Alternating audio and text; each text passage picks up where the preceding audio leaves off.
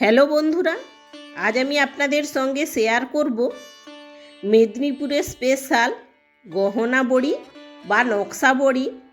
কোন জিনিসের ওপরে দিয়ে বড়িটা দেই সেটাই আজ আমি আপনাদের সঙ্গে শেয়ার করব। এখানে আমরা আগে একটি ভিডিও ছেড়েছিলাম। সেই ভিডিওতে আমরা একটি প্যান্টের পিসের ওপর কলাই বাটাটা নিয়ে গহনা বড়ি দিয়েছিলাম। একজন দিদিভাই কমেন্ট করেছিলেন এই জিনিসটা আর একবার ভালো করে দেখাতে, তাই আজ আমি এই ভিডিওটি করছি। এটা আমরা প্যান্টের পিস থেকেও করি বা স্কুলের মেয়েদের জামার নিচের ফ্রক সেগুলো পুরনো কেটে আমরা বানিয়ে নিই, সেটাই আজ আমি আপনাদের সঙ্গে শেয়ার করব। বাই দ্য ওয়ে, আমি মৌহা MS রোহন কিচেনে আবার একটি নতুন পর্বে সবাইকে জানাই স্বাগত। গহনা বড়ি বা নকশা বড়ি দেওয়ার জন্য প্রথমে আমরা এখানে নিয়ে নেব বিউলির ডাল। আজ আমরা পোস্তুর ওপর গহনা বড়ি বা নকশা বড়ি দেব। বিউলির ডালটা আমরা আগের দিন থেকে ভিজিয়ে রেখে দিয়েছিলাম। এখানে আমরা পরের দিন সকালবেলা এই ডালটা বাটবো। এই ডালটা যতটা বেশি জল খাবে বড়িটা তত সুন্দর হালকা হবে। এই ডালগুলো পরের দিন ভালো করে ধুয়ে নিয়ে নেব একটি মিক্সিং জার। তাতে দিয়ে দেব ভিজিয়ে রাখা বিউলির ডাল, দিয়ে দেব অল্প করে জল। এখানে একটা জিনিস খেয়াল রাখতে হবে, বিউলির ডাল বাটাটা যেন খুব একটা শক্ত না হয় বা পাতলাও না হয়ে যায়, সেই দিকে খেয়াল রাখতে হবে। এখানে ডাল দিয়ে এইভাবে ডালটা বেটে নেব। দেখো এইভাবে আমরা বিউলির ডালটা বেটেছি, কতটা সুন্দর হয়েছে বাটাটা, একেবারে দানা দানাও নেই। এইভাবেই ডালটা বেটে নেব। একইভাবে বাকি ডালটাও বেটে নেব। এখানে খুব সহজেই ডালগুলো বাটা হয়ে যায়। অল্প করে জল দিয়ে এইভাবে মিক্সিতে কলাইটা বেটে নেব। এবার আমরা এখানে ডেগের চাপা নিয়েছি। এই চাপাতে বড়ি দিতে খুবই সুবিধা হয়, অনেকগুলো করেই বড়ি ধরে। থালাতে হলে অল্প অল্প করে বড়ি ধরে, কিন্তু এই চাপাতে অনেক বড়ি ধরে। আমরা থালাতেও বড়ি দেব ও চাপাতেও বড়ি দেব। যেহেতু অনেক বড়ি হয় তাই আমরা অনেকগুলো জিনিসেই বড়ি দেই। এবার আমরা কলাই বাটাটা নিয়ে ভালো করে দেবে নেব 15 থেকে 20 মিনিটের জন্য।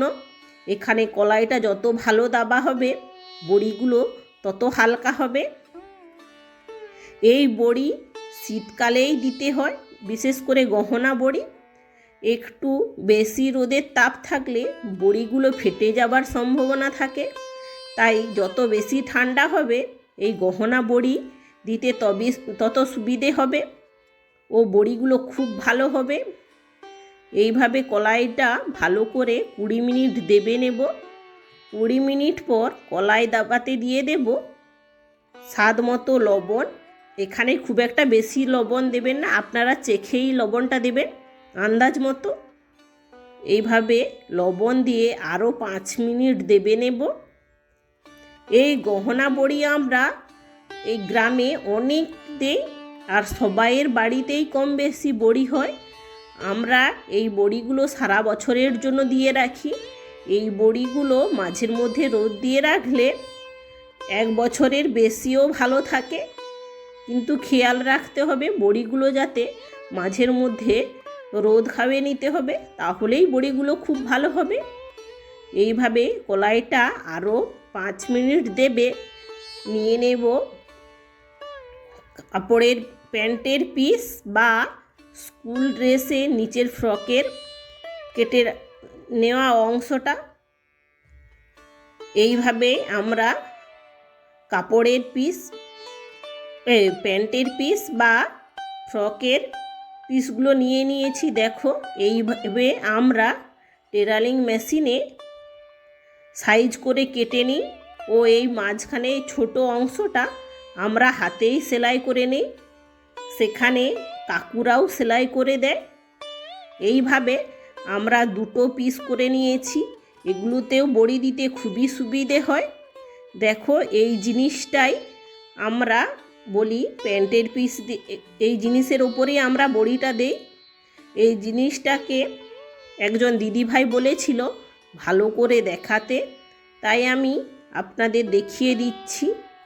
এই জিনিসের ওপরেই আমরা বড়ি দিই, বা কাপড়ের পেপার হয়, পোশাক যে কেনা হয় তার যে পেপার দেয় সেই পেপারেও আমি বড়ি দিই।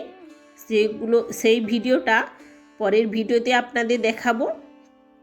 এইভাবে কেটে নিয়ে সেলাই করে নিয়েছি। এবার দেখো, চুঙি ঢুকিয়ে দিচ্ছি। এইভাবে চুঙি ঢুকিয়ে নিতে হয়। এবার আপনি হয়তো বুঝতেই পারছেন কোন জিনিসের উপর আমরা বড়িটা দিই। এই ভিডিওটা শুধুমাত্র সেই দিদিভাই কমেন্ট করেছিলেন, সেই দিদিভাইয়ের জন্যই বানিয়েছি ভিডিওটা। আজকের এই ভিডিওটি কেমন হয়েছে প্লিজ কমেন্ট করে জানাবেন। এইভাবে কলাইটা আরও 5 মিনিট দেবে। কাপড়ের উপর নিয়ে নেব কলাই বাটা, দিয়ে পোস্তুর ওপর দিয়ে দেব গহনা বড়ি। একে একে গহনা বড়ির শেপ দিয়ে দেব। এইভাবে প্রত্যেকটা গহনা বড়ির শেপ দিয়ে দেব। এখানে আপনাদের দাদাভাই খুব একটা বেশি ডিজাইন জানি না, তাই 2-1টাই ডিজাইন আপনাদের সঙ্গে শেয়ার করছি। এরপরে আরেকটা বড়ির ভিডিও আসবে, তাতে আপনাদের অন্যরকমভাবে ডিজাইন দেখাবো বড়ির। আজকের এই ভিডিওটি কেমন হয়েছে প্লিজ কমেন্ট করে জানাবেন। ভিডিওটি যদি ভালো লেগে থাকে অবশ্যই লাইক ও বেশি বেশি শেয়ার করে দেবেন। চ্যানেলে নতুন হয়ে থাকলে প্লিজ চ্যানেলটিকে সাবস্ক্রাইব করে পাশে থাকা বেল আইকনটি প্রেস করে দেবেন, যাতে পরবর্তী ভিডিও নোটিফিকেশান সবার আগে আপনাদের কাছে পৌঁছয়। এতক্ষণ আমার সঙ্গে থাকার জন্য অসংখ্য ধন্যবাদ। দেখা হচ্ছে আবার একটি নতুন কোনো ভিডিও নিয়ে। ততক্ষণ ভালো থেকো, সুস্থ থেকো।